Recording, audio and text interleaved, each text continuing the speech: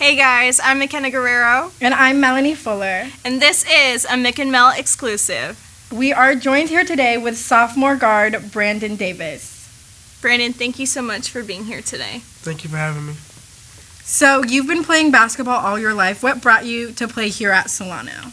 I actually wanted to play Solano because Coach Nagel, I've been knowing him for about 10 years now, and I've been knowing him since I was little, and we've always had a strong relationship together, and it just felt like the right place for me, truthfully. Like, he just made me feel at home all the time, and he cares about you as a person and not as a player. What can you say about your team season so far?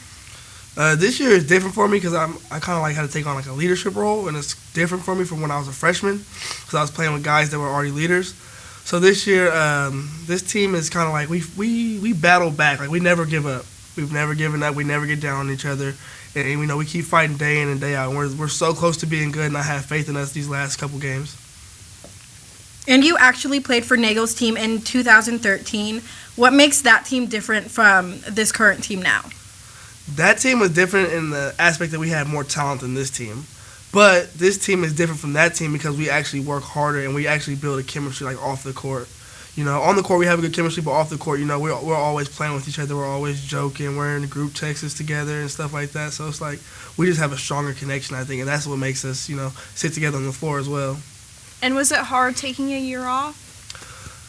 It was, but I wanted to take a year off because, you know, I just had my son when I was a freshman. I had just had my son, and I wanted to be there for the first year of his life. So I felt like, you know, that year was needed for me to take off.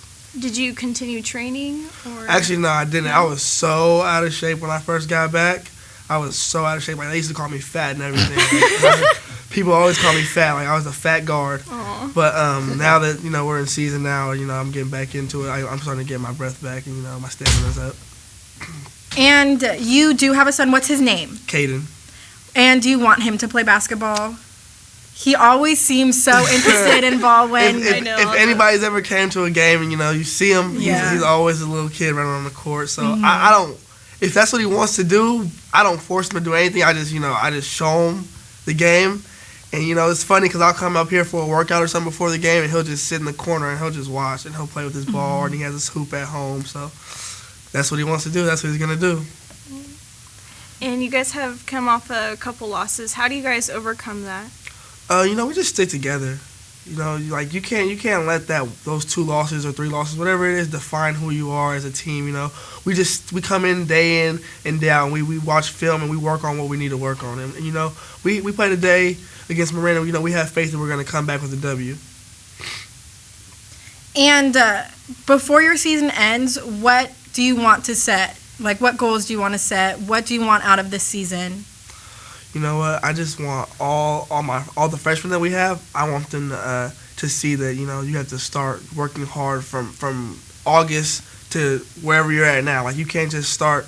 You know, once the season starts, you can't just start working hard. Like, you need to set roles in the beginning of the year. You need to realize that you guys have to set a goal and you guys have to go after it. And you know, I think this year we kind of waited too late to realize how good we were. And once we realized, though, we started like working harder and harder. But you know, it's kind of too late now. But, you know, we have the conference tournament coming up, so anything can happen. We can still make it to playoffs because, you know, we already beat a tough Yuba team. We've beaten a lot of good teams, so anything is possible. And what plans do you have after Solano? I'm just trying to go to a 4-year and play some more.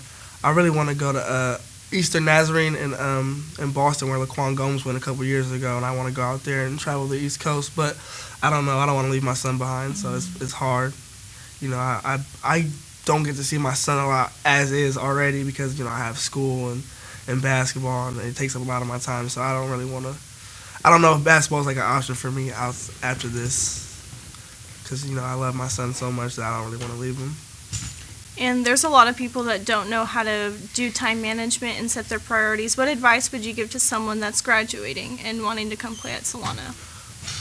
I would just say, you know, if you're gonna go all in with something, you just go all in with it. Like, if you want to play, if this is something you want to do with basketball, something you want to do, you have to give it your all, and don't let anybody just distract you from it. Because there's a lot of distractions out there. Like, that's one thing I never regret anything. I don't regret my son at all. But I do think that a lot of the things I was doing, I was distracted by. I never gave basketball fully my all. Now that I'm like more mature and I realized that what I should have did, I just look back and it's like I tell people all the time, like, don't get distracted because everything's gonna be around forever, but basketball won't be around forever. So what has basketball taught you about life then?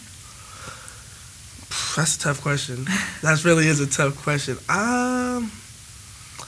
Basketball taught me that life's not always gonna go your way. And it taught me how to communicate better because I'm kind of a hothead. So like, I don't know how to communicate with people when I get mad. I just get mad and I do it.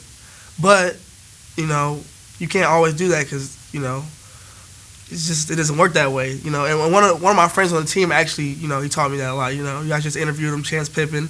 He really has. He's helped me out a lot. And also, like you were saying, my girlfriend, she helped me out a lot too. She teaches me how to communicate better with people because I'm terrible at communication. Terrible. Well, thank you for joining us today, Brandon. We loved watching you play this season and can't wait to watch the rest of your games. Thank you. And to see more of Brandon and the Falcons, come out February 5th to see them play Napa Valley College. And be sure to stay tuned to our Day in the Life of Brandon Davis, which will be coming shortly. Thank you.